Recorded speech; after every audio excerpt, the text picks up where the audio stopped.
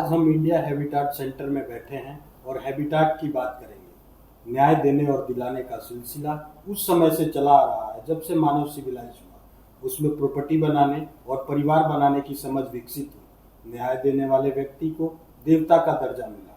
हमने महान न्यायविद विक्रमादित्य की खूब कहानियां सुनी हैं। इस देश में शनि को न्याय का देवता कहा गया। मनुष्य के विकास के साथ साथ न्याय की परिभाषाएं और न्याय देने के तरीके भी बदलते रहते हैं।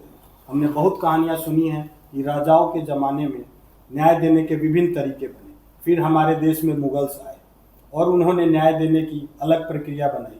फिर हमारे देश में एंट्री हुई अंग्रेजों की, जिन्होंने सारा सिस्टम ही बदल दिया। कानून पहले कोडिफाइड नहीं था, उन्होंने इसे कोडिफाई करना शुरू किया। इसमें आज़ादी के बाद भी बहुत नए और बड़े आयाम आए। ये सब इवॉल्व करते करते हम पंचायतों से कोर्ट पहुंचे और अब 2023 में भारत सरकार एक ऐसा कानून लेकर आई है जिसमें कोर्ट से वापस पंचायत पर भेजने का तरीका अपनाया गया है। ये कानून मोटा मोटी बताता है कि हमें लड़ने के बजाय मामलों को आपस में मिल बैठकर निपटना चाहिए, जो कि सही भी प्रतीत होता है। इस मिल बैठकर मामले को निपटाने को हम आज की भाषा में मीडिएशन या फिर कहें तो मध्यस्थता कहते हैं।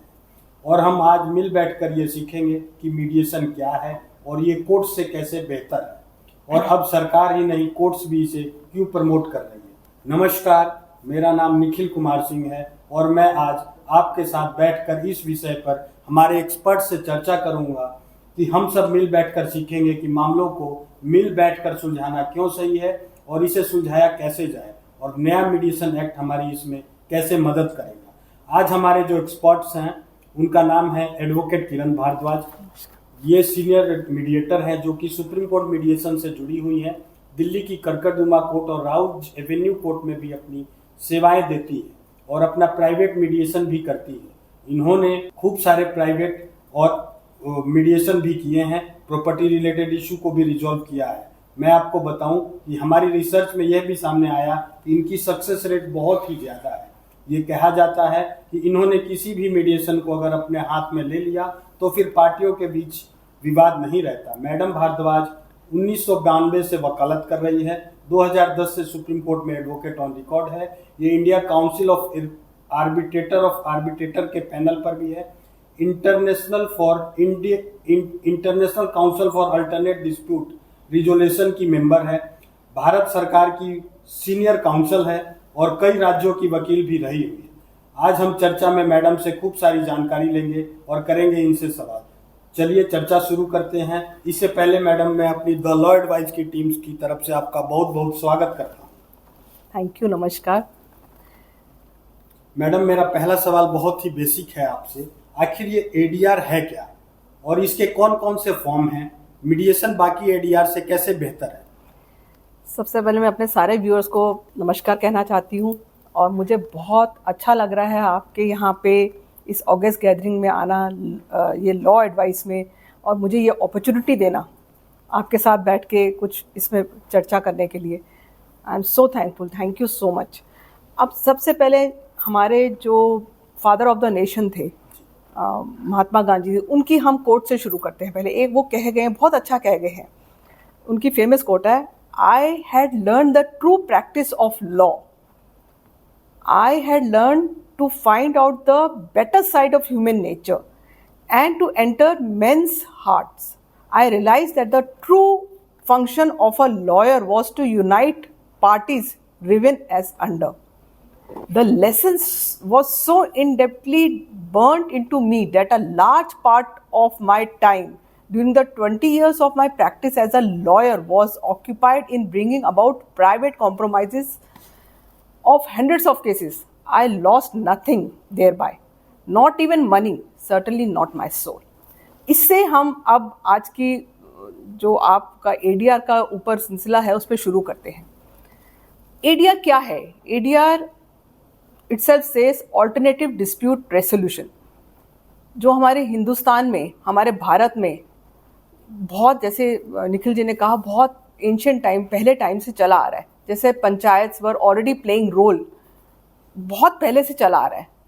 कौतल्य अर्थशास्त्र, आपके रामायण में Shri Hanuman ji went to Sri Lanka to talk to Ravana, Lord Krishna also tried to stop Mahabharat and tried to talk to Kauravs and also Panchayati Raj system, as you are aware, के सभी जगह हमारा पीस टॉक चलता है. कहीं भी कुछ भी होता है तो हम पीस टॉक करते हैं. इसको ही कहते हैं ऑल्टरनेटिव डिस्प्यूट रेसोल्यूशन. सो ये फास्टेस्ट ग्रोइंग ट्रैक है हमारा. एडीआर इस मतलब हमारे सिस्टम में ऐसे अब आजकल हो गया है कि हम घर घर में भी सबको सलाह देते हैं. वो क्या है? वो एक एडीआर ही तो है. अपने बच्चों से आप बात करते हैं, अपने कोई किसी को out of the way, out of the box सोच के कि नहीं तुम ऐसा नहीं ऐसा कर लो. ये एडीआर ही तो है. क्या है? तो हम तो कब से कर रहे हैं. जब से हम पैदा होते हैं हमें यही सिखाया जाता है, ये नहीं, ये एप्पल नहीं खाना तो आप बनाना खा लो, ये नहीं करना तो आप ये कर लो. तो it's already it's in your, I mean हर एक के उसमें दिमाग में एडीआर तो है ही. बट अब हम इसका हम जो हमारे रिकॉग्नाइजेशन मिल गया है हमारे लॉ में, हमारे संविधान में, और जो एक्ट आ रहा है नया, इससे हमें बहुत बेनिफिट हो रहे हैं. अब होंगे भी. और हम अब सबको अवेयरनेस है कि हम एडीआर में हम मीडिएशन कर सकते हैं, हम बहुत कुछ कर सकते हैं. अब उसको मैं आपका हर स्कूल, कॉलेजेस, वर्क प्लेस में सब हम जगह करते हैं. ये इम्पैक्ट अब सब जगह सब में है. और लॉ कॉलेजेस में तो खासकर एडीआर का क्लासेस होती है. मीडिएशन का अलग एक आपका सब्जेक्ट है. ऐसा नहीं है कि आप पहले, अब तो सब कुछ इनकॉर्पोरेट हो रहा है हर जगह. और अब हम करते हैं कि एडीआर में क्या क्या है. जैसे हम करते हैं आर्बिट्रेशंस, मीडिएशंस, कंसिलिएशंस, जुडिशियल सेटलमेंट्स थ्रू लोक अदालत, एंड ऑल्सो अदर मोड्स हैं जैसे नेगोशिएशंस है, न्याय पंचायत है, फास्ट ट्रैक आर्बिट्रेशंस है, मिनी ट्रायल्स हैं, मीडिएशन आर्बिट्रेशंस हैं, ओडीआर, एडीआर. ये सब with the help of neutral third party जो हम करते हैं, ये सब ऑल्टरनेटिव डिस्प्यूट रेसोल्यूशन में ही आता है, जो स्टैट्यूटरी रिकॉग्नाइज्ड हो रहा है. एंड जुडिशियल रिकमेंडेशंस जो हमें मिल रही है सारे कोर्ट से, हर गवर्नमेंट से, और अब सेवरल इनैक्टमेंट्स भी आ गए इसमें. एक हमारा जो इंट्रोडक्शन हुआ section 89, also order 10 rule 1A and 1C of code of civil procedure, which provides settlement of disputes outside the court. हम outside the court जब सेटल करते हैं कोई भी केस, या मीडिएशन में कोर्ट एनेक्स मीडिएशंस हैं या कहीं भी, तो ये सब हमारी जो प्रक्रिया है सब उसमें ही आ रही हैं. एक हमारे जो सुप्रीम कोर्ट ने बहुत अच्छी जजमेंट दी, Salem advocate bar association versus union of India 2003 1 SAC 49, जिसमें क्लियरली कहा गया कि 89 को हम इंसर्ट जो करना है, which are filed in court need not necessary be decided by court itself. तो कोर्ट ने हमें पावर दे दी, एक्सटेंशन, हमारे विंग्स दे दिए. हमें कहने का तरीका है कि हमारी फिंगर्स दे दी, और कि हम कुछ और यूटिलाइज करें और कहीं जाके हम सेटलमेंट करें. क्योंकि बर्डन भी बहुत हो गया हमारे कोर्ट कचहरी में, इतने बैकलॉग्स हैं, इतने केसेस हैं, और टाइमली हम कुछ कर नहीं सकते. तो बेस्ट क्या है, shortest, easiest possible way, cheap way, flexible way, हमारा एडीआर ही तो रह गया. अब तो इसको क्यों नहीं यूटिलाइज करें. Keeping in mind the law delays and the limited number of जजेस जो हमारे अवेलेबल होते हैं कोर्ट के, सब जगह नहीं है, टाइम लिमिट कम है, 150 मैटर लगते हैं, 200 मैटर लगते हैं, तो उसको कैसे हम एक दिन में कवर करेंगे. We have to apply our mind also. तो this is another wing in supplementary to our this court कचहरी से. तो ये रिसोर्ट ऑल्टरनेटिव रेसोल्यूशन जो है, ये सारी लिटिगेशंस को एंड करता है between the parties at an early date. Alternative dispute mechanism contemplated by section 89 arbitration, conciliation and judicial settlements including settlements through Lok Adalat और मीडिएशन. अब ये जो सबसेक्शन 2 है सेक्शन 89 का, refers to different acts relating to arbitration, conciliation और settlement through Lok Adalat, but with regard to mediation section 89(2) है खासकर. And 2D provides that the party should follow the procedure may be prescribed. So contemplates appropriate framed with regard to mediation.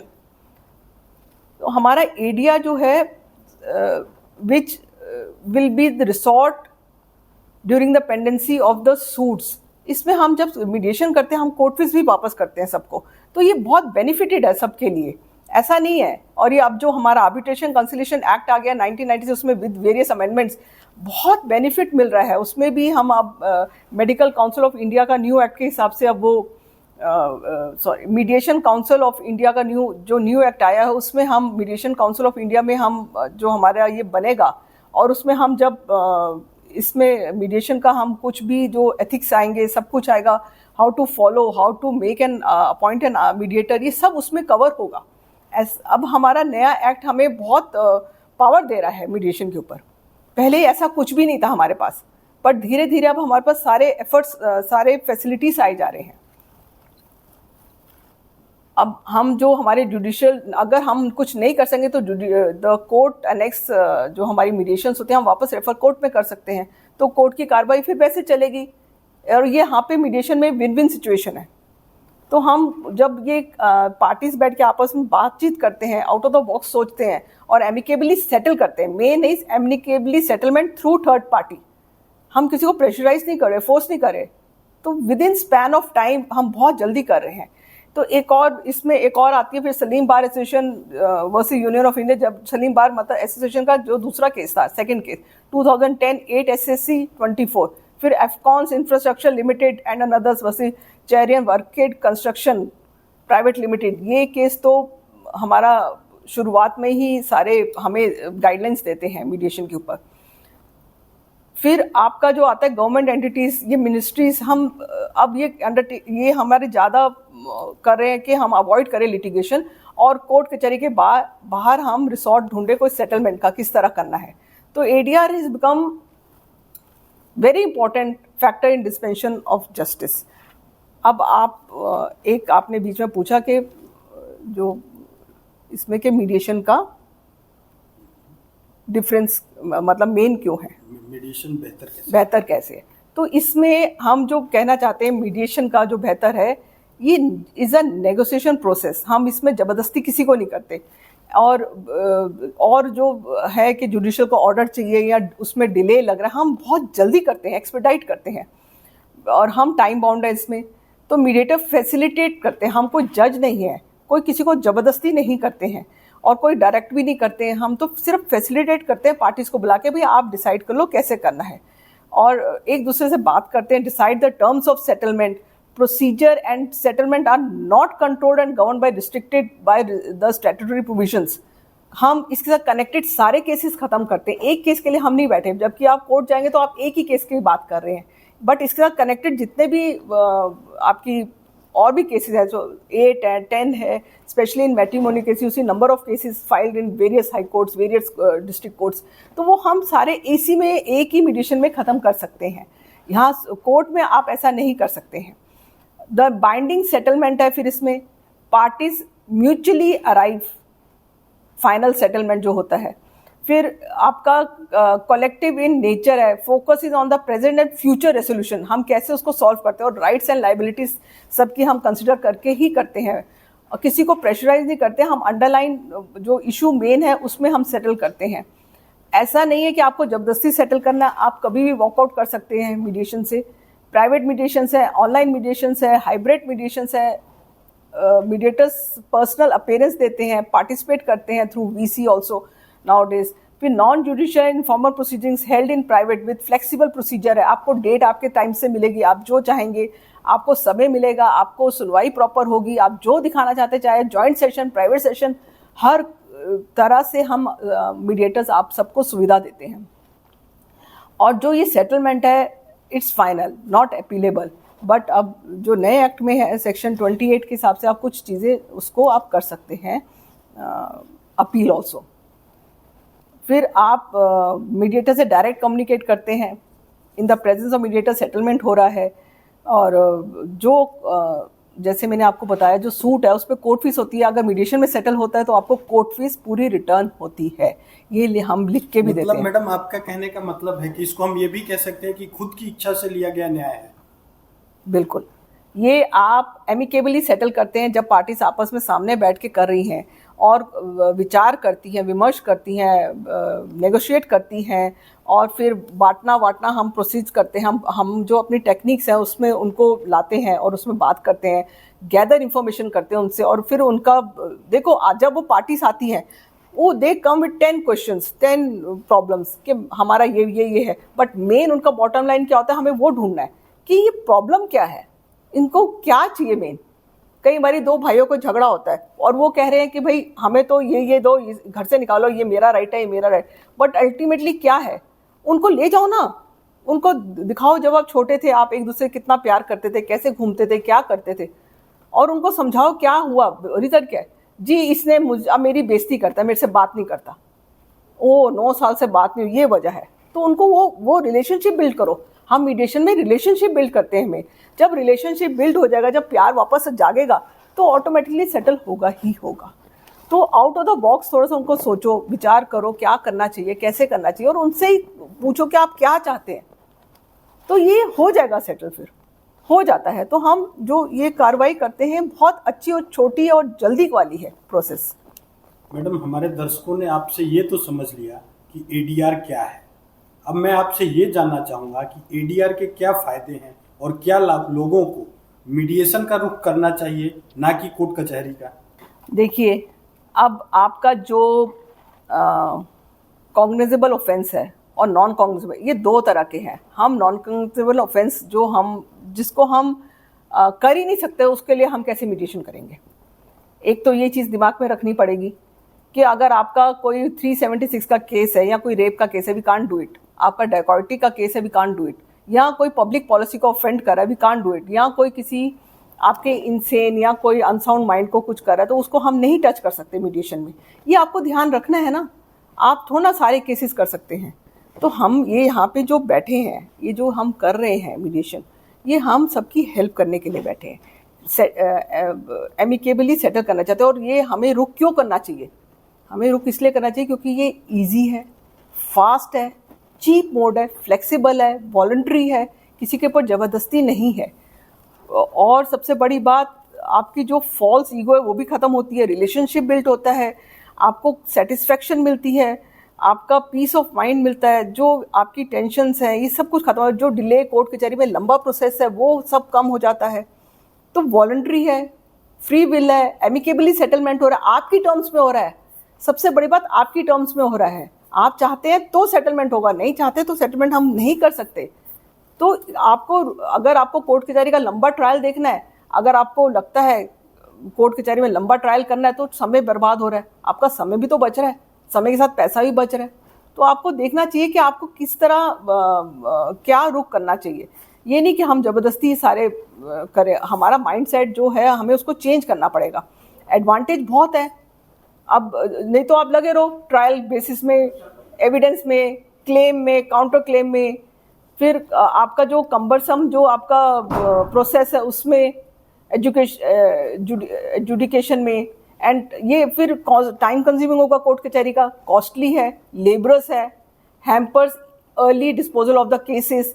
Litigation does not always lead to satisfactory results. आपको on merits decide होगा वो। वेरेज आप जब settlement करने आते हैं, आपके terms होंगे, आपके एमिकेबल सेटलमेंट, आप फ्लेक्सिबल मोड में जा रहे हैं और आपका माइंडसेट चेंज होगा। तो नहीं तो आप कंटिन्यू फाइट करते रहेंगे, अपील्स पे अपील डालते रहोगे, क्या फायदा। आप जो कोर्ट का जो इंटायर बर्डन जुडिशियल सिस्टम है, ये मेरे हिसाब से तो अगर आप करना चाहें तो जो इजी जो सेटलमेंट हो सकते हैं केसेस को करना चाहिए। आपका इजी है सेटलमेंट विद रेफरेंस, और जो आपका लिटिगेशन से बचने का तरीका है, आपको स्पीडी मिलता है, एफिशिएंट है, इफेक्टिव है, इनएक्सपेंसिव है टू रिजॉल्व डिस्प्यूट। और सबसे बड़ी बात है यहाँ पे कॉन्फिडेंशियलिटी है, कि ये नहीं कि आप ये नहीं करना चाहते, आपका जरिया है ये। आपको ज़बरदस्ती नहीं है एडीआर करना या मीडिएशन करना या कोई भी उसमें पार्ट करना। ये एक जरिया है जो हमें फैसिलिटेशन, मतलब हमें एक और अपॉर्चुनिटी मिल रही है उसको सेटल करने के लिए। और न्यूट्रल है, मीडिएटर न्यूट्रल है। अगर आपको लगता है कि बायस है या कोई इंटरेस्ट है उसमें, तो आप पहले बोल दो। Mediator you can always change, आप कुछ भी कर सकते हैं, जजेस तो आप नहीं कर सकते ना। तो न्यूट्रलिटी है, आपके बेनिफिट्स ऑफ मीडिएशन बहुत है। जैसे कहा, कोर्ट फीस वापस होती है, there is no force and pressure to on the parties to arrive at a settlement, they are free to walk away. तो मतलब आपके कहने का मैडम है मतलब है सब कुछ हैप्पी गुड सेंस में, विन विन सिचुएशन, बहुत जगह विन विन सिचुएशन, ऐसा नहीं है। चलिए मैडम, हमने आपसे ये तो जान लिया, लेकिन अब मैं मैडम आपसे ये जानना चाहूंगा कि मीडिएशन अभी तक कानून नहीं था, हालांकि मीडिएशन को तरजीह मिलती रही है। इस कानून के आने से मीडिएशन को और बल मिलेगा, क्या फर्क पड़ेगा इस कानून के आने से? देखिए, जो ये हमारा कानून आ रहा है बहुत अच्छा स्टेप है गवर्नमेंट ने जो लिया है, और काफ़ी सोच समझ के ये बनाया है। ऐसा मतलब हम वेट कर रहे थे कब हमारा मीडिएशन एक्ट आएगा, कब बनेगा, क्योंकि हम भी थोड़ा सा एज अ मीडिएटर मैं आपको बताऊं कि हम भी थोड़ा सा इसमें बाउंड होंगे, कुछ इफेक्टिव टूल्स करेंगे। एंड जो हमारा ये कानून जो आया है हमारा बना है 15 सितंबर 2023 में। तो जो न्यू मीडिएशन जो एक्ट आ रहा है एडीआर पे, ये स्ट्रॉन्गर है, और हमारी जो वेज आउट मोर अपॉर्चुनिटीज हमें मिलेंगी आउट ऑफ द बॉक्स सोचने की, पार्टीज को बिठा के करने के लिए through ADR. Both parties will be happy. और सबसे बड़ी बात है, ये जो मैकेनिज्म है हमारा, ये स्पीडी है, चीप है, वॉलंटरी है एंड ट्रांसपेरेंट है। आप इसमें एमिकेबली हम रिजॉल्व करेंगे disputes as per new act के हिसाब से। और जो हमारी पार्टी से विन विन सिचुएशन है, जैसे हमने कहा, mediators are neutral person with जो पेशेंटली आपका सुनवाई करेंगे claims of both parties at length and try to bring out a solution, एक समाधान निकालेंगे, so that further disputes are not created. Further disputes को हम एंड करने के लिए ये इसमें हम करेंगे। सो द जो न्यू एक्ट है, ये इफेक्टिव टूल्स है in the hands of parties which would bring the end to the dispute forever। and जो ये recognition हमें मिल रही है, जो हमें गवर्नमेंट ने दी है, ये बहुत बढ़िया दी है, प्रॉब्लम सॉल्विंग है। It resolves for collaboration, dialogue, reconciliation. हम स्टैट्यूटरी रिकॉग्नाइजेशन हमें मिल रही है इसमें। और जो ये हमारा जो ये नया एक्ट आया है, it is in line with arbitration act also. Mediation different जो आर्बिट्रेटर से है, mediator shall not act as an arbitrator, ये बहुत जरूरी है, और रिप्रेजेंट और counsel of the party in any of the arbitral or judicial proceeding in respect of the dispute that is the subject matter of the mediation proceeding।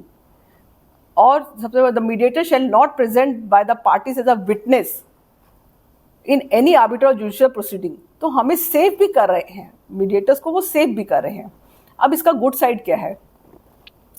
Court annex mediation remains as significant arm with services provided for free और at a low cost.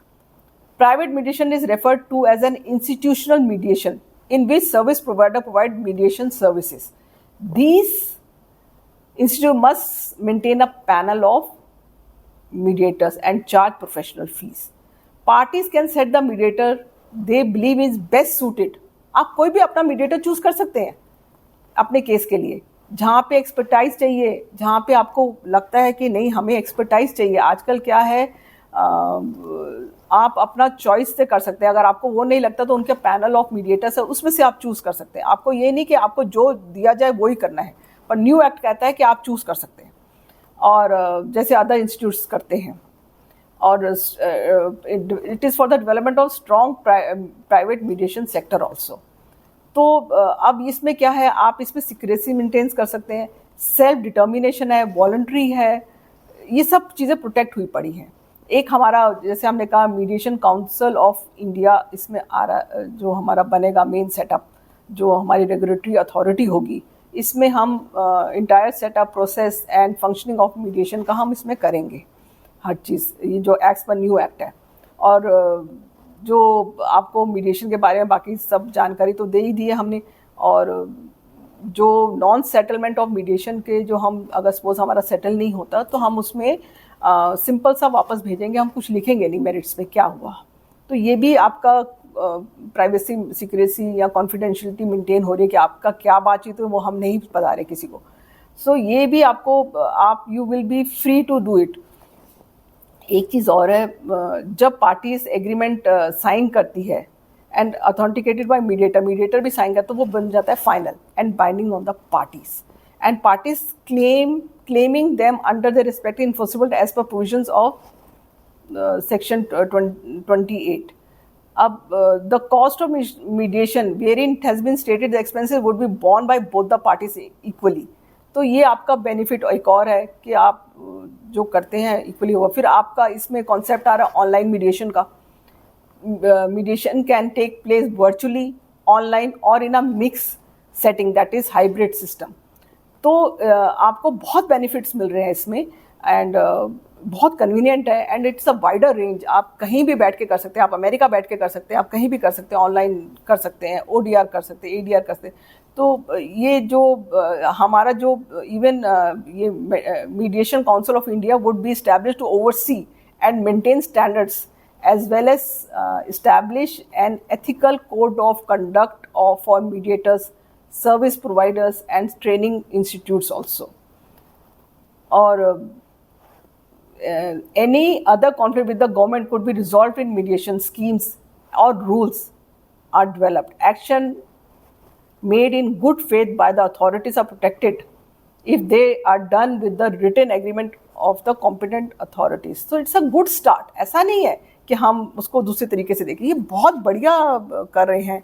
अब इससे best क्या होगा? बस आप थोड़े से act अभी नोटिफाई हुए हैं, बट पूरा एक्ट अभी नहीं इम्प्लीमेंट हुआ। मैडम, आप सुप्रीम कोर्ट की काफ़ी पुरानी मीडिएटर हैं, सीनियर मीडिएटर भी हैं सुप्रीम कोर्ट में, और आपकी सक्सेस रेट बहुत अच्छी है। यूँ कहें कि वो 100% ही है। हमने देखा है कि कोर्ट कचहरी में लोग अपने जीवन भर की कमाई लगा देते हैं, और कई बार तो लोग पूरा जीवन भी गुजार देते हैं। कहा जाता है मीडिएशन कॉस्ट, जैसे आपने बताया भी अभी, इफेक्टिव भी है और न्याय पाने का एक बहुत ही फास्टर तरीका है। इस बारे में आप क्या कहेंगे? देखिए, जैसे मैंने आपको बताया, सबसे अच्छा तरीका है मीडिएशन करना, अदर देन कोर्ट केसेस जो हम नहीं कर सकते। एक्सेप्शंस आर ऑलवेज देयर, जैसे हमने कहा, it's a game changer total. आपको जब आप जाओगे, you will realise the beauty of mediation. Total game changer where the approach of disputed parties change in the process of dispute resolution in India as compared to the traditional old practice of procedure court cases की। लंबे खड़े हैं, कब matter आएगा, item 70 कब आएगा, सुबह से वेट कर रहे हैं। बट आपको तो टाइम दिया जा रहा है, आपको डेट दी जा रही है आपके अनुसार, आप उसी समय आएंगे, उसी समय करेंगे। ऐसा नहीं है कि आपको दिन में ही करना है, आप इवनिंग में आइए। काफी मैटर्स मैं VC में लेती हूँ इवनिंग में। टाइमिंग जो होती है पार्टीज की कन्वीनियंस के हिसाब से होती है, जब उनको कन्वीनियंट हो। कई लोग नौकरी करते हैं, उनके पास टाइम नहीं है, क्यों वो अपनी नौकरी छोड़ के कोर्ट कचहरी के लिए आए? वो छुट्टी के दिन भी कर सकते हैं, छुट्टी के दिन भी कर सकते हैं। अगर कोर्ट एंड नेक्स्ट मीडिएशन है, we request the mediation centre कि आप हमें लिंक भेजो। वो हमें लिंक भेजते हैं, हम अपना लिंक क्रिएट नहीं करते हैं। It is through mediation centre only.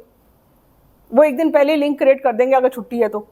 I have done lot of times, मतलब हम शाम को ही मीडिएशन करते हैं। कोई अमेरिका बैठा है, कनाडा बैठा है, वो हमारे साथ मीडिएशन कर रहा है। एक हैदराबाद पार्टी है, एक कनाडा पार्टी है, तो हम रात को 9 बजे के बाद करते हैं। क्या दिक्कत है? करते हैं, उनको टाइम के हिसाब से करेंगे। उनको भी रिक्वेस्ट करते हैं दूसरी पार्टी को, please understand he is out of India. या कोई दो स्टेट्स में डिफरेंट जगह बैठा है, कोई कैलकाटा से ज्वाइन कर रहा है, कोई बैंगलोर से ज्वाइन कर रहा है, तो उसको भी हम इंटरटेन करते हैं। Scientist are, they are working, they are free by 7, ठीक है, यू कम बाय 7:30 ज्वाइन। तो ये भी करते हैं। किसी की एक छुट्टी करना भी आजकल, मतलब उसकी नौकरी में पैसा कटना है, तो वो भी हमें ध्यान रखते हैं। तो उनके हिसाब से हम करते हैं। हम अपने कोर्ट के आवर्स के बाद भी लेते हैं और थ्रू ड्यूरिंग लंच टाइम भी लेते हैं। That depends upon all the lawyers, all the parties. Lawyers की भी कन्वीनियंस देखते हैं हम। कई लॉयर्स कहते हैं नहीं मैडम, हमें तो डे टाइम में ही चाहिए, तो हम उनको वैसे करते हैं। Party should be ready with that also, हमें कोई फर्क नहीं पड़ता। यू हैव टू अपना टाइम हिसाब से करिए। तो ये जो है ना, बहुत ज़रूरी है। और जो आप इसमें जो कह रहे हैं, हम मीडिएशन जो बेटर है, जैसे मैंने कहा, non compoundable offences are not touch except there are certain exceptions also. जैसे 498A हम उसको टच कर सकते हैं क्योंकि वो मैट्रिमोनियल केस के साथ कनेक्टेड है, तो उसको हम कर सकते हैं। जैसे ऑनगोइंग ऑनलाइन डिस्प्यूट्स हैं जो हमारी टेक्नोलॉजी ऑफर करती है आजकल, driven resolution for resolving dispute between the enterprise and they stake out of the court without delay. Court के बाहर सेटल कर रहे हैं ना, तो आजकल तो सब जगह आपको पता है डिजिटल टेक्नोलॉजी कितनी एडवांस हो गई है, हमारे कोर्ट्स की टेक्नोलॉजी कितनी एडवांस। आप वहाँ कहीं भी बैठ के आप अपना केस सारा देख सकते हैं, VC में देख सकते हैं, लिंक्स हर जगह प्रोवाइडेड है, तो इसमें कोई समस्या नहीं है करना। और फिर आपका कॉस्ट रिड्यूस हो रहा है, टाइम बच रहा है, with governance of the case and speedy justice है। And ODR disputes, the disputing party जो हम करते हैं जस्ट है, फेयर है, फ्लेक्सिबल वेज है to resolve their disputes online from anywhere across the world. जैसे हमने कहा, with greater participation in the comfortable way, time resulting in satisfaction, maintaining relationship, trust, and best settlement in their own ways. That is the best thing. Win-win situation within the parameters of law. हम law के beyond नहीं जाएंगे. जो हमारा कानून कहता है, जो हमारी लेटेस्ट जजमेंट कहती है, हम उसको फॉलो करते हैं. ये जरूरी है. Nowadays we are taking assistance. अब जो मैंने अभी लेटेस्ट सुप्रीम कोर्ट में केसेस करे जिसमें मैंने खुद असिस्टेंस ली है काउंसलर्स की, साइकेट्रिक की, और कई केसेस में जहाँ पे मैट्रिमोनियल डिस्प्यूट्स होते हैं, जहाँ फैमिली काउंसलर चाहिए, मैरिज काउंसलर चाहिए, तो वी टेक. हमें एक मैटर में कमर्शियल केस में कमर्शियल वो था मीडिएशन, उसमें I took the help of CA, क्योंकि वो बहुत सारा डिस्प्यूट था with relating to the audits and all this. So we take help. ऐसा नहीं है कि हम सिर्फ एज अ मीडिएटर करेंगे, हम किसी की हेल्प जो बेस्ट उसमें फील्ड में है, जो एक्सपर्ट है, we can call them and take the advice, make them sit. अब आप जैसे आपने कहा कि हम सुप्रीम कोर्ट में जब बैठते हैं, अब क्या होता है, हमारी डिफ़िकल्टी कई बारी आती है लैंग्वेज की. हम पार्टी से पहले पूछते हैं आपको कौन सी लैंग्वेज इजी है. कई पार्टीज आती हैं, सपोज वो साउथ से हैं या वो चेन्नई से हैं, सपोज मैं आपको बताऊं, वो अपनी तमिल बोल रहे हैं. अब तमिल मुझे नहीं आती, आप मेरे से पंजाबी में बात करो, मैं बोल दूंगी, आप हिंदी बोलो इंग्लिश में बोलो, but Tamil is totally different. तो मैं उसमें क्या करूंगी. अब यहाँ तो जो कंसर्न लॉयर है, आई विल रिक्वेस्ट हिम कि आप प्लीज़ एक इंटरप्रिटेटर की तरह हमें थोड़ा असिस्ट करो.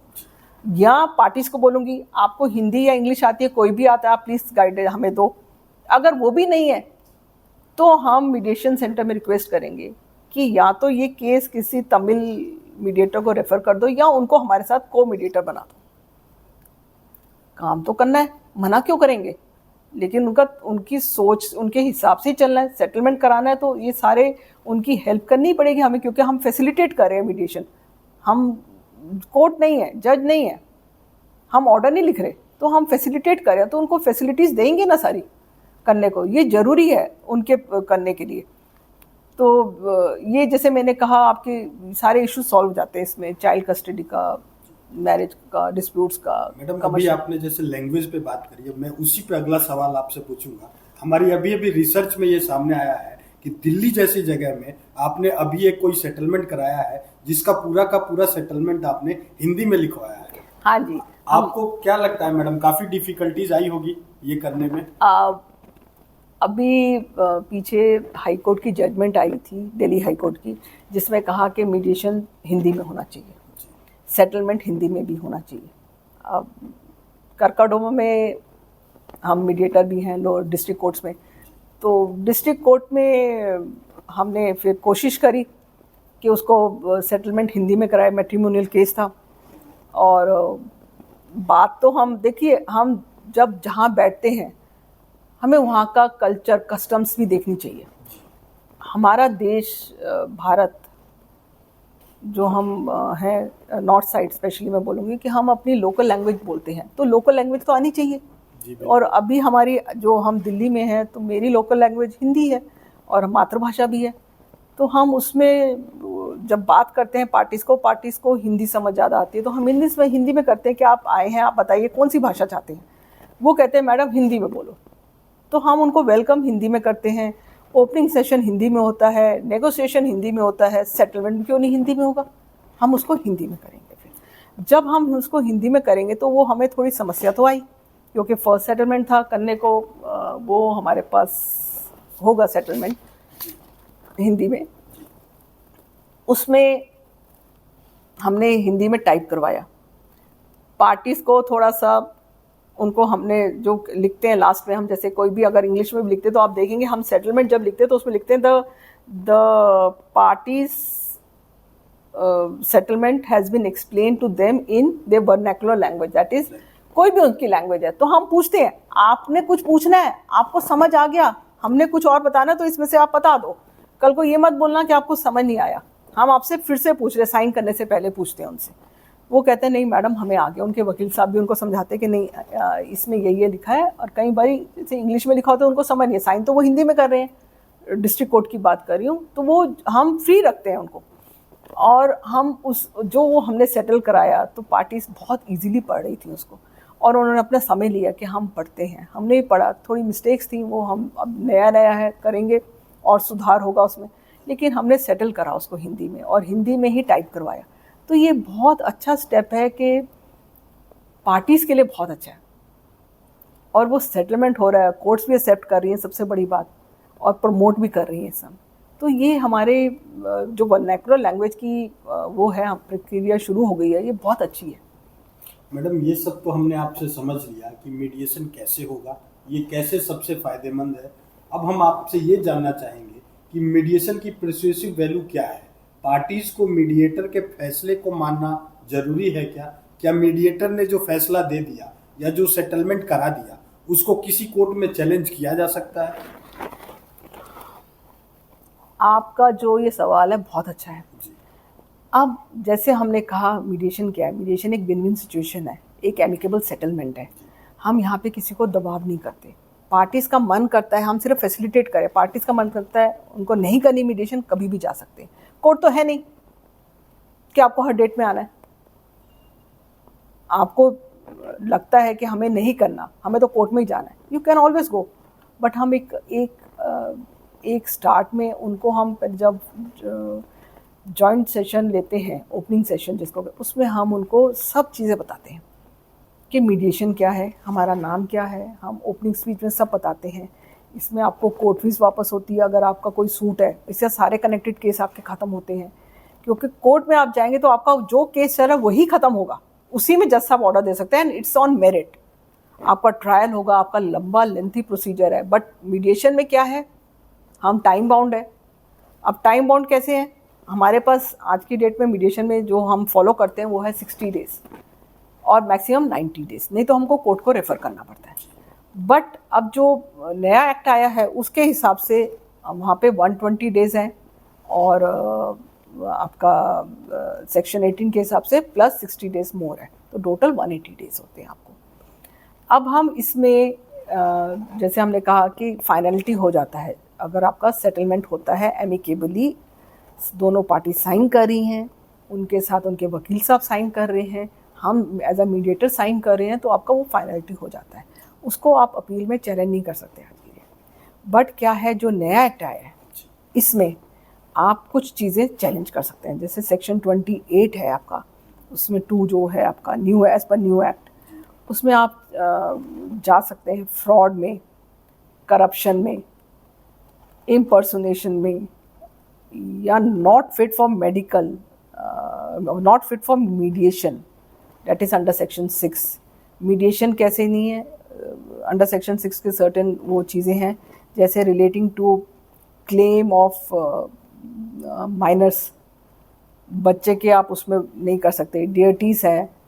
फिर आपका विद आपका ये डियटीज़ डिसाइड करना, फिर ये आपका अनसाउंड माइंड के है, डिसेबिलिटीज़ की पर्सन्स के ऊपर है, या मेंटल हेल्थ के ऊपर है कोई, तो ये चीज़ें आपको देखनी है। फिर आपका कोई डिस्प्यूट है with regard to prosecution of criminal offences, जैसे मैंने कहा नॉन कंपाउंडेबल ऑफेंसेस, खासकर थोड़ा सा हम उसमें नहीं कर सकते मीडिएशन, तो हम लिखते हैं this matters are not touched in mediation. बाकी हम और कोई सेक्शन है जो कंपाउंडेबल है वो हम कर लेते हैं। और जैसे आपका इसमें जो है नॉट मेड आफ्टर एक सर्टेन पीरियड दिया गया है न्यू एक्ट के हिसाब से, कि आप जिसको अगर आपको चैलेंज भी करना है तो 90 डेज़ के अंदर कर सकते हैं from the date of the settlement. उसके बाद आप डिले एप्लीकेशन के साथ भी कर सकते हैं। तो ये कुछ चीज़ें एक्सेप्शंस हैं जो हमारे मीडिएशन में चैलेंज कर सकते हैं। मैडम, सुप्रीम कोर्ट और बाकी की भी सभी कोर्ट्स मैट्रिमोनियल केसेस में चाहती हैं कि ये सारे डिस्प्यूट मीडिएशन से ही सॉल्व हो। कहा जाता है मैट्रिमोनियल डिस्प्यूट में अंततः मीडिएशन से ही सॉल्व होते हैं, चाहे वो कोर्ट्स के थ्रू हो या सेशन लेवल पर हो। क्यों पार्टीज को मैट्रिमोनियल डिस्प्यूट मीडिएशन से ही सुलझाने की कोशिश करनी चाहिए? जैसे हमने आपको कहा कि मीडिएशन में जो मैट्रिमोनियल डिस्प्यूट्स होते हैं, पार्टीज जब आती है तो एक केस के साथ नहीं आती। प्रॉब्लम इज दैट उनके नंबर ऑफ केसेस पेंडिंग होते हैं इन वेरियस कोर्ट्स। कई बारी वो वुमेन सेल से भी डायरेक्ट हमारे पास आते हैं इन डिस्ट्रिक्ट कोर्ट्स, तो जब वुमेन सेल से आते हैं that is a initial stage, मतलब उनके पास एक ही केस है, बट वो दूसरी पार्टी इतना डर जाती है कि इसने केस फाइल, सपोज वाइफ ने केस फाइल कर दिया तो हस्बैंड डर जाएगा कि फटाफट लॉयर के पास भागेगा कि भाई मैं क्या करूँ, वो भी 2-4 केस डाल देगा, case for divorce, case for मतलब और भी केसेस डाल देगा जो उसको हित में लगते हैं उसके, और अपनी प्रॉपर्टी को सेव करने के लिए प्रॉपर्टी भी किसी और के नाम कर देगा, या उनके पेरेंट्स उसको डिबार कर देंगे फ्रॉम द पॉवर। मतलब there are lot of things जो हो जाती है, और एक लेडी भी एक नहीं डालेगी, फिर वो सीधा जाएगी मेंटेनेंस पे 125 में, फिर वो जाएगी डीवी एक्ट में, डोमेस्टिक वायलेंस एक्ट में डालेगी केस, फिर वो 498A की जो कंप्लेन वुमेन सेल में वो ट्राई करेगी केस को किस तरह हो जाए, और एक पार्टी को नहीं, अपने हस्बैंड को नहीं करेगी सर, सारी फैमिली को इन्वॉल्व करेगी। अब सारी फैमिली का, और आजकल तो मैक्सिमम देखा है कि काफ़ी चीज़ें मतलब और भी सेक्शंस लग रहे हैं नॉन कंपाउंडेबल। तो जब ये केस, ऐसे केसेस आते हैं, एक भी केस आता है उसमें मीडिएशन में, तो हम पहले तो मीडिएशन का देखते हैं कि भाई ये मतलब केस कौन से हैं।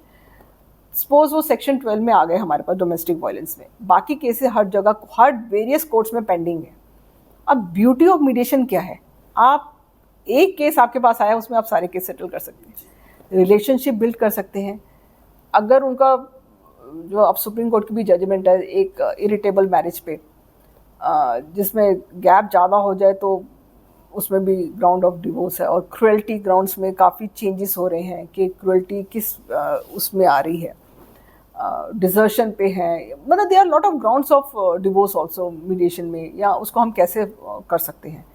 अब जो हमारे पास एक जजमेंट आ रही है जो Dayawati versus Yogesh Kumar Gosain, criminal reference 1 of 2016 Delhi high court की है, जिसमें हम क्वैशिंग के लिए जाते हैं तो हमें इसको फॉलो, सर्टेन गाइडलाइंस उसमें हैं, उसको फॉलो करना पड़ता है, क्योंकि हर कोई चाहता है कि जो भी एफआईआर हुई है उसको हम क्वैश कराएं फटाफट, और ये मैटर किस तरह हमारा सेटल हो। तो ये जजमेंट्स हमें बहुत दिमाग में रखनी पड़ती हैं जब मीडिएशन का सेटलमेंट होता है। और भी चीज़ें हैं, और केसेस हैं जो हम सारी चीज़ें, सारे लॉ पॉइंट्स रखते हैं और उसको फिर धीरे धीरे हम उसको सेटल करते हैं।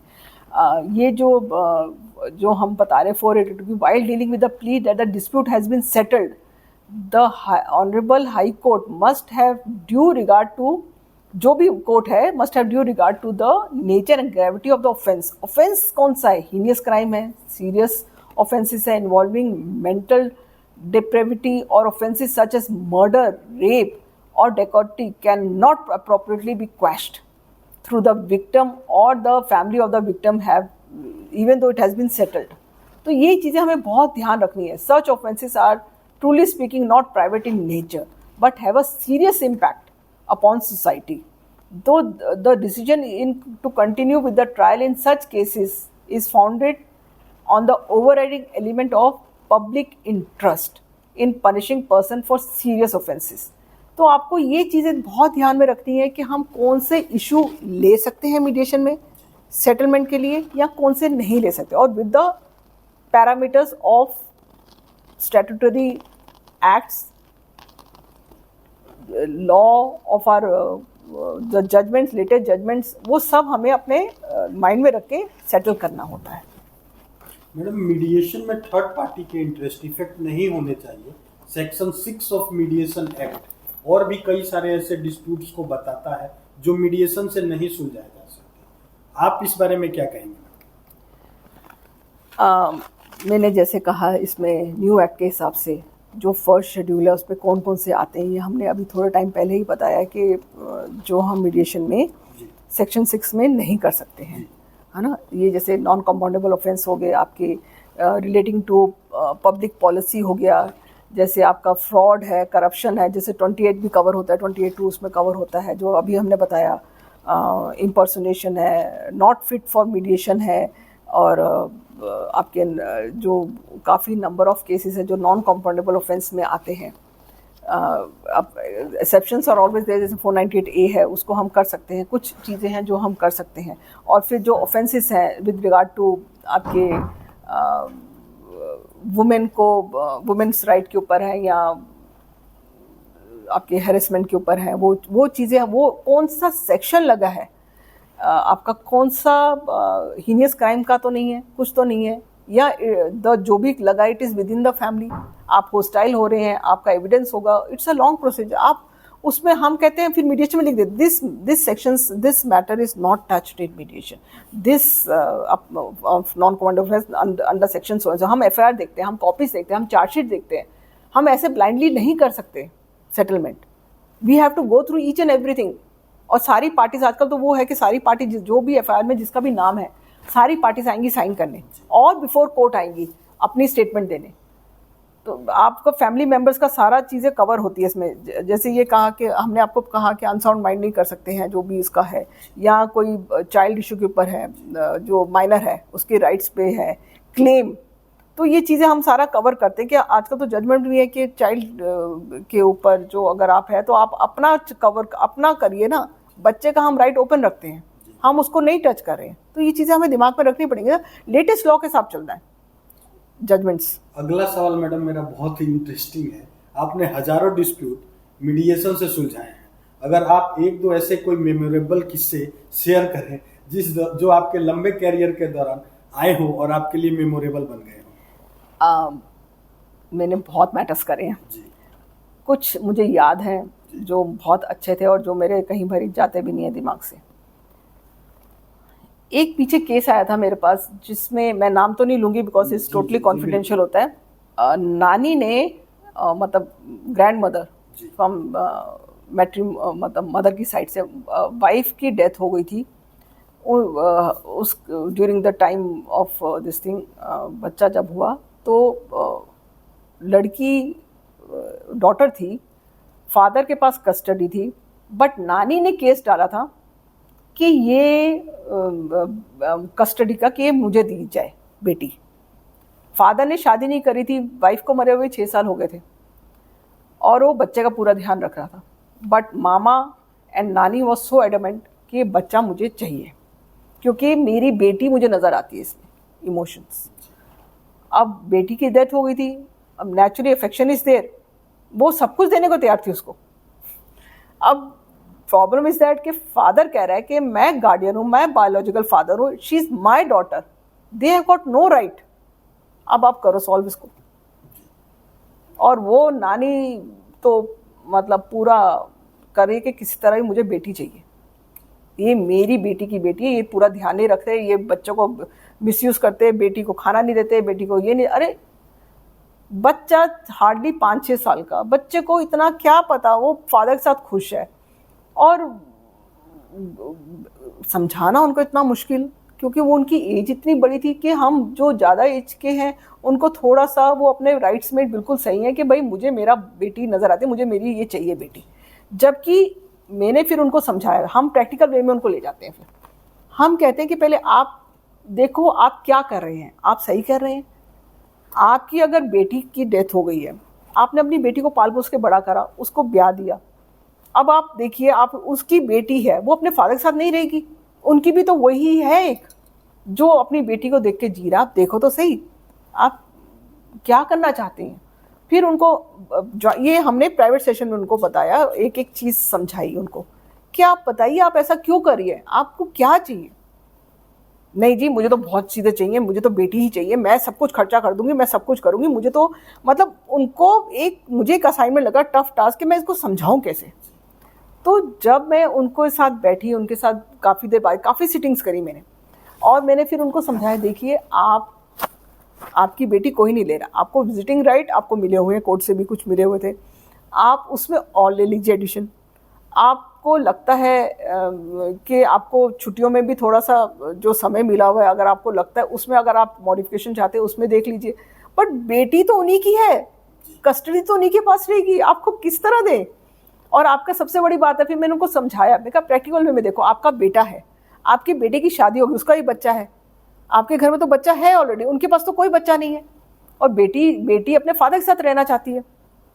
और बच्चे को वो क्या कर रहे थे, एक सैटरडे लेके आते, नेक्स्ट संडे तक रखते, फिर उसको वापस भेजते, मतलब बच्चा वॉज लाइक अ शटल। अब बेटी है अभी 5-6 साल की, जब थोड़ी सी बड़ी होगी उसका भी माइंड चेंज होगा, यू नो। आप अब उसको एक लैपटॉप दिया, नानी ने फटाफट ले दिया। भाई आप देखो ना, वो जिस घर में पली बड़ी, अब फादर ने अपनी हैसियत के हिसाब से उसको करना है ना, आप उसको वो करें पैम्पर ज़्यादा, तो वो भी ठीक नहीं है मेरे हिसाब से।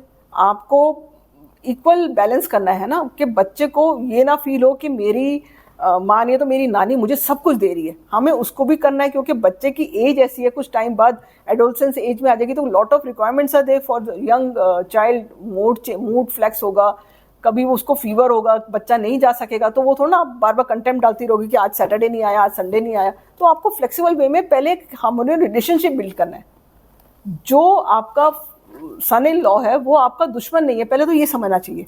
आप एक फैमिली है, वो फैमिली का रिलेशनशिप पहले हमें बिल्ड करना है। तो मैंने क्या करा जी, इतने साल से जब से उनकी वाइफ है वो एक टॉकिंग टर्म्स में नहीं थे, तो मैं क्या करती हूँ एज अ मीडिएटर, मैं उनको क्या करती हूँ, जो आपने कब से बात नहीं करी है, ऐसा करो आज आप पहले दोनों बैठ के बात करो और जितनी मन में आपकी गिला शिकवे सारे निकाल दो, but in a maintaining the decorum of the court. आपको एक डेकोरम मेंटेन करना, लड़ाई नहीं करनी।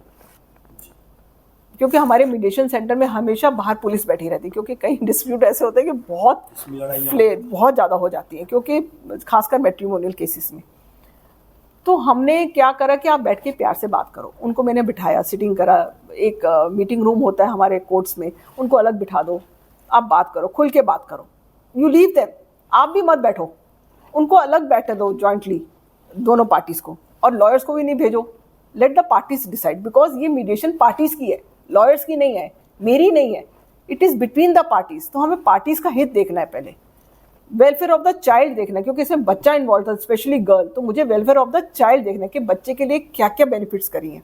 तो हमने जब ये हो गया, फिर हमने जॉइंट सेशन दिया, फिर प्राइवेट सेशन अलग लिया। फादर से पूछा आपने बच्चे के लिए क्या क्या करा हुआ है, आपने कोई टर्म्स, कोई स्कीम्स, कोई पॉलिसीज ली, आप बताइए। इतनी सारी गवर्नमेंट स्कीम्स दे रही है बच्चों के लिए, स्पेशली गर्ल्स के लिए, तो आप बताइए। तो उन्होंने सारा बताया हमें कि मैडम हमने कोई कमी नहीं छोड़ी है बेटी के लिए, बेटी मेरी है, मैं जैसे करूँगा मैं भी उसको ही देख के जी रहा हूँ। तो जब ये इशू हुआ, ये सब कुछ हुआ, तो हमने उसको सेटल करा, और धीरे धीरे सेटलमेंट में भी हुआ। जब हमने कहा कि आप रोज, मतलब जब भी आपका वीकेंड है, आप जाइए एक दूसरे का खाना खाइए, डिनर पे जाइए। डिनर पे जब आप बच्चा छोड़ने जाते हैं तो उसमें उसके साथ बैठ के आइए, टाइम स्पेंड करिए। जब आप बच्चे को लेने जाएंगे तब भी आप, जब आप छोड़ने जाएंगे तो आप भी जाके देखिए घर का माहौल। आपको लगता है कि ऐसे है, कोई घर में है ही नहीं, आप देखिए। तो धीरे धीरे उन्होंने भी रियलाइज़ करा, दोनों पार्टीज में रियलाइज़ करा, और ये सेटल हो गया। एंड ये जो सेटलमेंट था, आई वाज सो हैप्पी कि बच्चे की ज़िंदगी इसमें हो गई। और सेटलमेंट के टर्म्स अगर चाहते तो मैं ये भी लेके आई हूँ, बहुत अच्छा सेटलमेंट ये हुआ। बैकग्राउंड सारा था, कस्टडी का केस डाला हुआ है और 2-3 और केसेस डाले हुए, क्रिमिनल भी थे उसमें, सारे विड्रॉ करने के लिए। हाँ, जो नॉन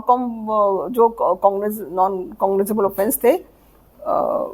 इसी पे मैडम मैं आपसे अगला सवाल एक और लूंगा। आपने अभी जैसे पेरेंट्स, ग्रैंड मदर की बात की, हमने सुना है कि मैट्रिमोनियल केसेस में अधिकतर बार कपल से ज्यादा उनकी फैमिली, उनके पेरेंट्स इन्वॉल्व होते हैं। ऐसे मैटर सॉल्व करने में मीडिएटर्स को काफी परेशानी आती है, इस बारे में आप क्या कहेंगे? ये बात आपकी बिल्कुल सही है। जैसे इस केस का ही मैंने बताया, उसमें मामा ज्यादा कंसर्न था। फादर अपना कंसर्न है कि मेरी डॉटर है, मेरा वंश है, मेरा राइट चला जाएगा, मैं इसको देकर। उसने अपनी तक, सबसे बड़ी बात है, उसने अब तक शादी नहीं करी। क्यों? बेटी को पाल रहा था। अगर फादर के मन में कुछ और होता तो फिर वो तो अपना दूसरा घर भी कर सकता था, कोई मना थोड़ा ना था। तो उसका हमें हर चीज़ देखनी पड़ती है इसमें भी। और अगर सपोज कोई पड़ोसी आ जाता है किसी केस में, या कोई और बंदा आ जाता है थर्ड पर, तो हम पूछते हैं आप कौन है, आपके साथ क्या रिश्ता है इनका। कई मेरे दोस्त आ जाते हैं, भाई आपका क्या रिश्ता, आप इनको किस वे में हेल्प करेंगे। एक केस में मेरे पास और मैटर में, वो अपने मामा के साथ आता था, अपने दोस्त के साथ आता था। अब मुझे पता नहीं, मैंने पूछा भाई आप कौन है? जी मैं तो मामा हूँ इनका। मैं कहा आप कौन है? जी मैं इनका खास दोस्त हूँ, मैं भाई की तरह, मैं भाई हूँ इसका। भाई हो? मैंने कहा अच्छा, भाई की तरह नहीं बोला, मैं भाई हूँ इसका। मैंने कहा जी वेरी गुड। तो जब मैंने दोबारा सेशन, मतलब जॉइंट प्राइवेट सेशन वाइफ की साइड से लिया, तो उन्होंने कहा कि ये अकेले इकलौते बेटे हैं, ये इसका भाई नहीं है। मुझे उन्होंने गलत इन्फॉर्मेशन दी ना, जब मुझे इन्फॉर्मेशन ही गलत मिलेगी तो मैं क्या करूँगी। तो at least disclose the right information, जो हम आपकी हेल्प करें। अगर आप हमें सही गाइडेंस देंगे और सही गैदर इन्फॉर्मेशन हम करेंगे तो हम आपकी उस तरह हेल्प करेंगे। हम आपको बताएंगे, रियलिटी टेस्ट होता है इसमें कि क्या है, कैसे करना है। हम आपके कोई मीडिएटर आपकी फैसिलिटेशन के लिए बैठे हैं, आपका आपकी बॉटम लाइन समझने के लिए बैठे हैं, आपका इशू समझने के लिए बैठे हैं, तो हम इसमें करेंगे आपकी हेल्प, क्यों नहीं करेंगे। बट गाइडेंस, गैदर इन्फॉर्मेशन जो करनी है, उसमें हमारे पास अगर सही इन्फॉर्मेशन है तभी हम आगे हेल्प कर सकते हैं। इसको मैडम हम इस तरह से भी कह सकते हैं कि अगर कपल्स के बीच डिस्प्यूट है और वो मीडिएशन में है, तो उसमें पेरेंट्स की इंटरफेरेंस कम हो तो वो मैटर जल्दी सॉल्व हो सकता है, सेटल हो सकता है। कपल्स में इंटरफेरेंस है तो डिस्प्यूट किस चीज का फिर? पेरेंट्स जैसे इंटरफेयर हाँ। करते हैं मीडिएशन में, मतलब लड़की के पेरेंट्स और लड़के के पेरेंट्स, लड़की के पेरेंट्स। नहीं, आप उनको बाहर बिठा सकते हैं, because mediation is between the parties. अगर वो पार्टीज नहीं है उसमें केस में, तो आप उनको रिक्वेस्ट कर सकते हैं, आप ज्वाइंट सेशन ले लो, फर्स्ट ओपनिंग सेशन में सबको बिठा लो, उसके बाद आप जब प्राइवेट सेशन ले एक वन एट अ टाइम लीजिए, हो जाता है सेटल। और हम क्या, फिर कई बार हम सेटलमेंट भी लिखाते हैं, पार्टीज मतलब उनकी families they will not interfere in with their life, वो हम लिखवा देते हैं, क्योंकि हमें मेन है उनकी बाउंडिंग करना। पहले अगर वो यूनाइट होना चाहते हैं तो हम उनकी बाउंडिंग करते हैं कि पहले आप अपना बाउंड करो, फिर आप फैमिली से मिलना है आगे मिलो। अगर आपको नहीं पसंद उनका साथ मिलना तो आप थोड़े टाइम बाद मिल लो, पर हम रिश्ता तोड़ नहीं सकते, बिकॉज जो शादी होती है वो एक से नहीं हो रही, वो उनकी फैमिली को भी आप एक्सेप्ट कर रहे हैं तब भी हो रही है। तो आपको ये भी सोचना चाहिए, हम उनको दिखाते हैं मिरर, आपको मिरर दिखाना है उनको, आपको उनको रियलिटी टेस्ट बताना है कि आप जो रियलिटी टेस्ट ये है, you are part of the family, you are not alone, कि आप अकेली नहीं आई हैं, आप पार्ट ऑफ द फैमिली है। मैडम मैं अब आपसे ये जानना चाहूँगा कि जब आप मीडिएटर हैं तो आपको पार्टी से भी बातचीत करनी पड़ती है, बहुत लंबी बातचीत भी करनी पड़ती है, इसमें बहुत ज़्यादा थकावट होती है, आप इस प्रोसेस को कैसे डील करती हैं? और मैं इसी में एक और सवाल ये जोड़ना चाहूँगा कि अभी जो मीडिएटर्स हैं, आप उनको इस बारे में क्या सलाह देना चाहेंगी कि वो जब किसी मुकदमे का मीडिएशन कर रहे हैं तो उनको उसमें क्या क्या चीज़ों का ध्यान रखना चाहिए? इसमें सबसे ज़रूरी ये है कि आपकी विल पावर कितनी है। आपकी तबीयत खराब है, आप मीडिएशन के लिए मना कर दो। आपको फीवर है, आपको कोई कंपल्शन नहीं है कि आप मीडिएशन करो, आप उसमें रिक्वेस्ट करके डेट दे सकते हैं, नेक्स्ट डेट दे सकते हैं। ये आपका देखो, हम क्या है यहाँ पे फ्लेक्सिबल मोड पे है, ये वॉलंटरी है। तो अगर मीडिएटर कहीं बारी सपोज वो कहीं आउट ऑफ स्टेशन चला गया, कोई इमरजेंसी आ गई, तो हम नहीं कर सकते, हम उसमें इमीडिएटली फ़ोन कर देते हैं मीडिएशन सेंटर को या यहाँ पे पार्टीज़ को या लॉयर्स को कि प्लीज़ हमें थोड़ा सा रिक्वेस्ट है कि हम थोड़ा फंस गए हैं या कुछ पर्सनल डिफिकल्टी, आप थोड़ा हमें डेट दे दो, हम इस डेट में कर लेते हैं। हम भी कई बार उनको एकोमोडेट करते हैं, कई बार पार्टीज नहीं आती, एक पार्टी आ गई दूसरी पार्टी नहीं आ रही, तो हम उनको एकोमोडेट करते हैं, because the mediation is between the parties. अगर एक पार्टी आ रही है दूसरी नहीं आ रही तो मैं तो मीडिएशन नहीं कर सकती ना, मैं किसी का क्या करूंगी। नहीं तो एक का अगर आप ले रहे हो तो वो दूसरी पार्टी कहेगी ये तो बायस है, आप उनका सुनते हो हमारा तो सुनते नहीं हो, तो वो भी नहीं करना हमें। तो जब भी करना है, जब दोनों पार्टीज बैठी है उनको कह के ही करना है, उनके सामने ही करना है। ऐसा नहीं है कि आप एक को छोड़ दे और दूसरे को कर ले, यहाँ पे कोई वो नहीं है। चाहे आपके पास जितने मर्जी वो प्यारे हो या अच्छे लग रहे हो या कोई ऐसा नहीं है, क्योंकि हमारा उसमें इंटरेस्ट नहीं होना चाहिए, ना हमें उनसे कुछ लेना है ना कुछ करना। हम तो प्रो बोनो कर रहे हैं ना, हमें तो मीडिएशन सेंटर अपॉइंट कर रहा है, हमारे एक पैनल है जिसमें हम हैं, तो हम उसको फॉलो करेंगे ना। हमारे सारे रूल्स है, हमारे एथिक्स है, हमारा सब कुछ है, हमें जो ट्रेनिंग दी जाती है हमें उसमें सब कुछ सिखाया जाता है, तो हमारे जो टेक्निक्स है हम उसको यूज़ करते हैं। तो ये चीज़ें बहुत ज़रूरी है हमारी सोच में और करने में, और ये आपका वो है।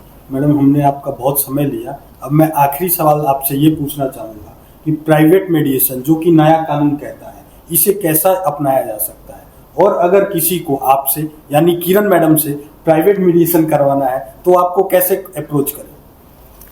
इसका मैं आंसर देना चाहूंगी बहुत जरूरी, पर वो जो पहले आपने क्वेश्चन, उसका एक पॉइंट और रह गया है जो मैं कहना चाहती हूँ एज अ मीडिएटर सारे अपने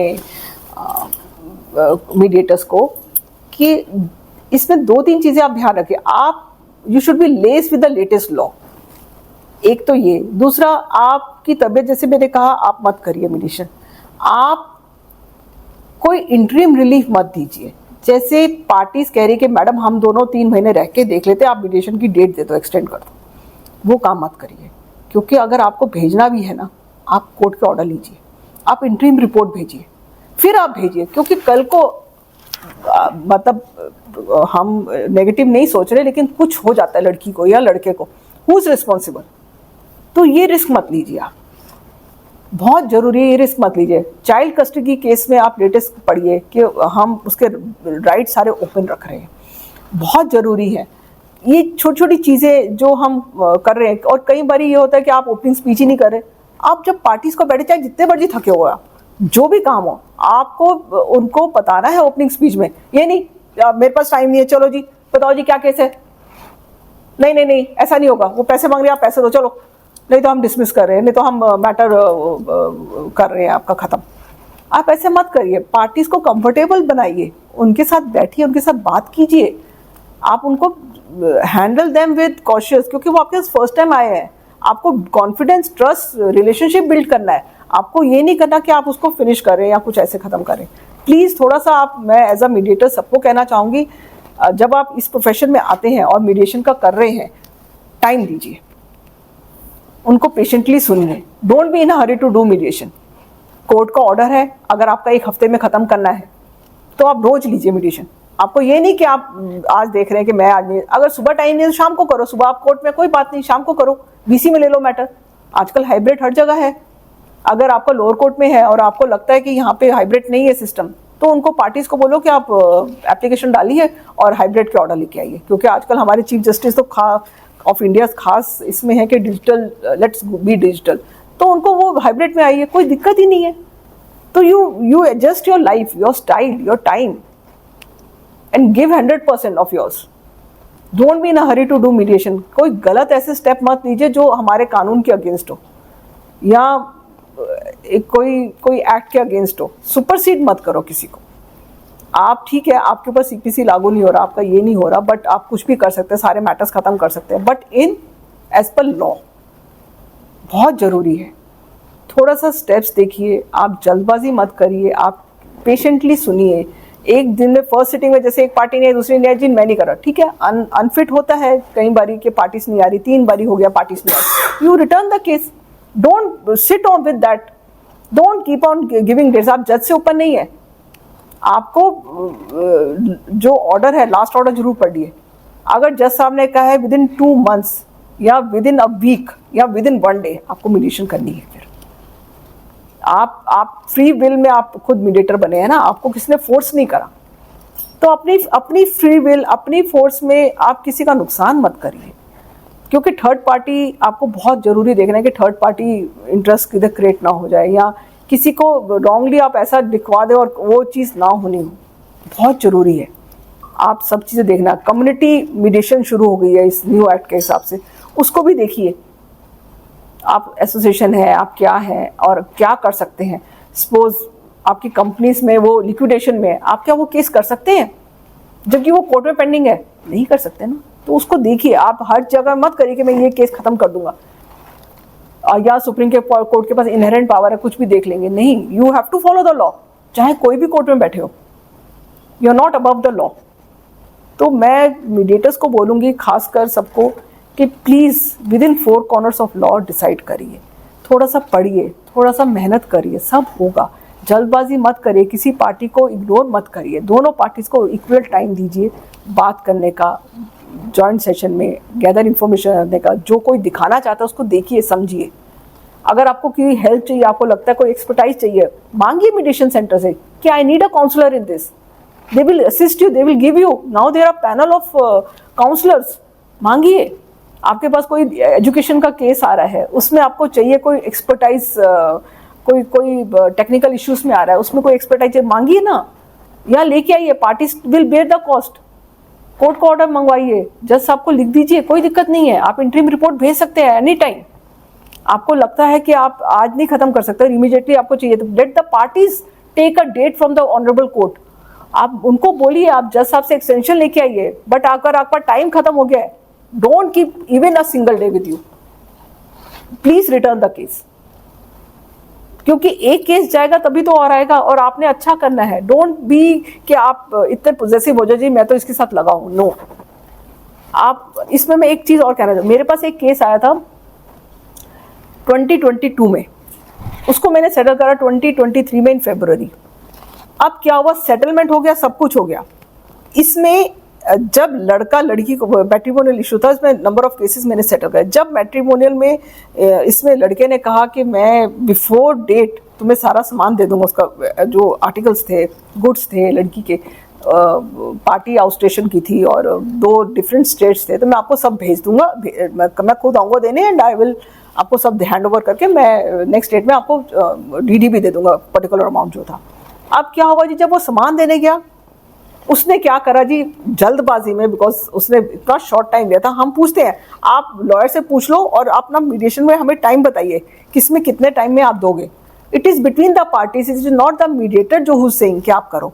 जब लॉयर कह रहा है मैडम हम इस डेट को कर देंगे, हम मेंशन करके कर देंगे, आर्टिकल 140 सुप्रीम कोर्ट का था, आर्टिकल 142 में हम खत्म करा देंगे, ठीक है जैसे आप बोलो, बिकॉज ज्यादा उनको प्रेशराइज करोगे कहेंगे व्हाट इज योर इंटरेस्ट, तो इसलिए हम ज्यादा उनको बोलते नहीं। बिकॉज जब सेटलमेंट में आता है तो पार्टीज का है कि आप कब देंगे, कितनी डेट में करें। वकील साहब से पूछते हैं कि आप you let us know learned council कि आप कब तक कराएंगे ये, तो उसमें हम डेट फिक्स करते हैं। हम उसको ओपन वेगली नहीं रखते हैं, मतलब इट्स नॉट कि हम छोड़ के देंगे, हम उसमें लिखते हैं सब कुछ।